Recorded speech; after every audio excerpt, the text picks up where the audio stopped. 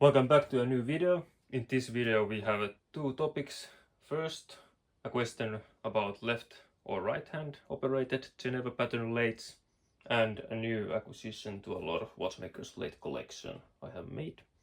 And to the first topic, this was from a viewer who was wondering how to differentiate left and right hand operated Geneva pattern lathes.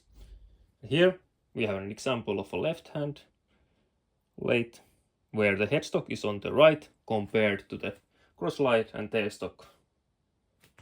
And to compare the difference, how does it look like to a right one operated? Here the headstock is on the left and tailstock and crosslight are on the right. And what is the matter here? Why this is important? I'll show you. I'll remove these tailstock and crosslight.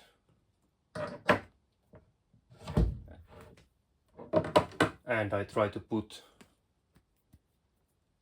the ones from the right hand lathe. This one.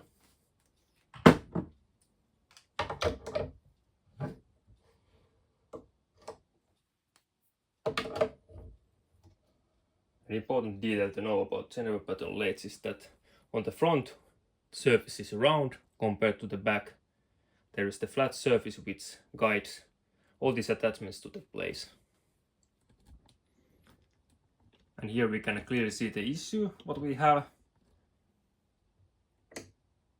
This axle is not really functioning this way. It should be totally opposite way, 180 degrees. And the tailstock is facing to the wrong direction. So it's very well understood why this is crucial to be correct and why you want to purchase a lathe where these are in order and they belong to each other. I made this mistake back in the days when I first time purchased a Watchmakers lathe and it happened to be this left hand configuration, but the crosslight was wrong, so I couldn't really use that one anymore. And why such left hand lathes have been existing? It's a good question because overall, especially later when coming to the 50s, such more modern take on Watchmakers lathes that even had on motor, a heavy cast iron stand. It's pretty much always right hand operated, where the headstock is on the left, crosslight and tailstock on the right. But before this kind of arrangement, it wasn't too unusual that a lot of lathe work was made by hand without assistance from a motor. And here we can see a hand wheel.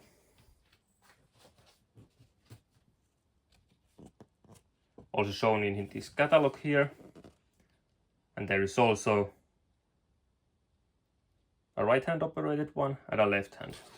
And apparently back in the days, many watchmakers, they preferred to work with a left hand operated lathe when working on this kind of hand wheel and there was no motor used.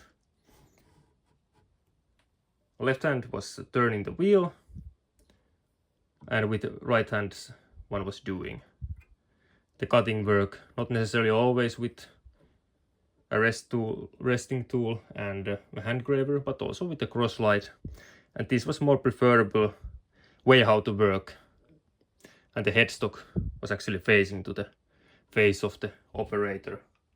So such a historical detail why these exist, and you might want to avoid this if you are not used to operating such left-hand lathes. Now the other topic of the video, which is the new acquisition.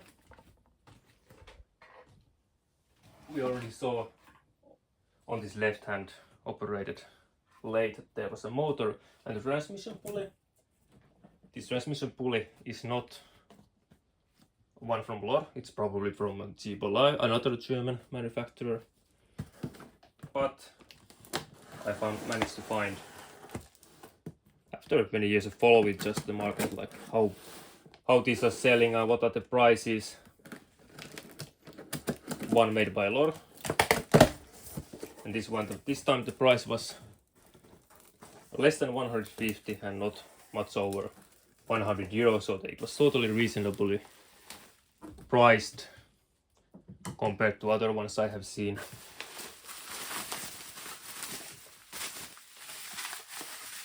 The package reveals two parts. There is the axle with the pulleys, other parts, knobs for fastening, and the other part is the foot. That is actually exactly the same as the foot that is used for lathes, so there is no real difference on that one. And these two they go together. And judging by what we have here, we have knobs in place, they are not missing. We have a tiny washer there in between.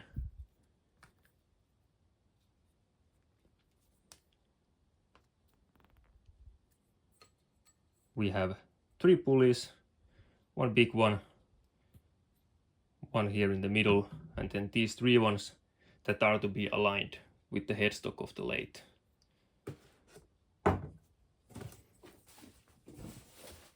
And I happen to have some catalog picture telling that all is pretty much original. There is nothing missing. Functionality wise, good to know is that this here is for adjusting the axial play of this axle so that it's not too big, too loose and shaking when operating, and smooth turning is guaranteed. Also, the lubrication is happening from these points here at both ends of the axle.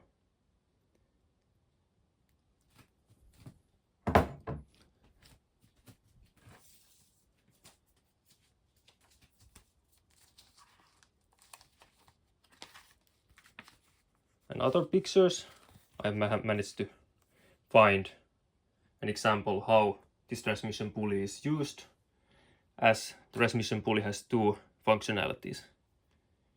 It is at the same time turning the headstock, but also with these pulley wheels, potentially some overhead pulleys.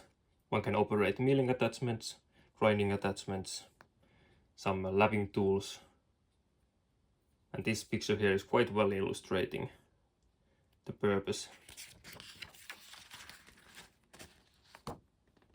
There's another one example made by Linen, a simple pulley transmission, which is very similar. There is no real difference between these pulley transmissions between manufacturers, so a one that you happen to come across is totally functioning well with, no matter what is the brand of a lathe you have. And this well illustrated book is by Donald de Carle, The Watchmaker's Lathe and How to Use It. I can recommend it because of the illustrations. It has plenty of very nicely illustrated pictures of various lathes around the world, giving all kinds of useful information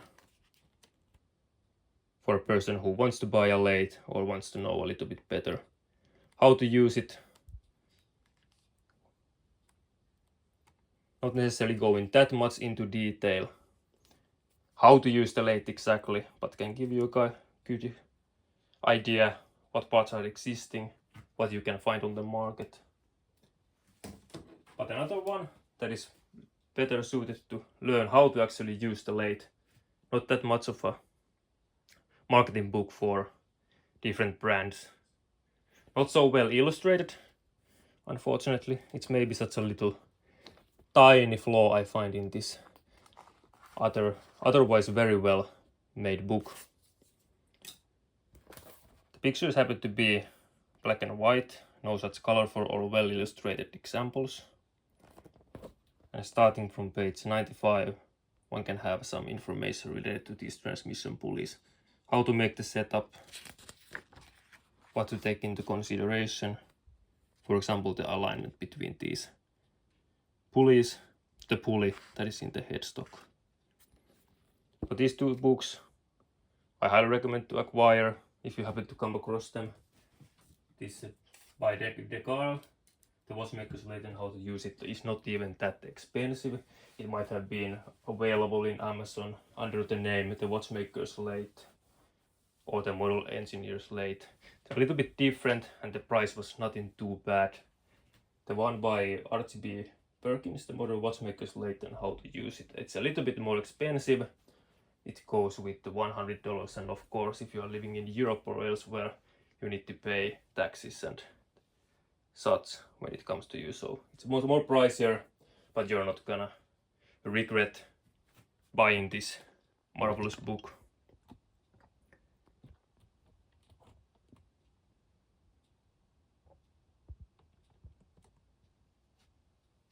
And if you happen to enjoy the video, you find it useful, you learned something, leave a like, comment, share to a friend, so people who are interested in these topics can find the information, learn something new. And for this time, that's all for now. Thank you very much for watching and see you on next one.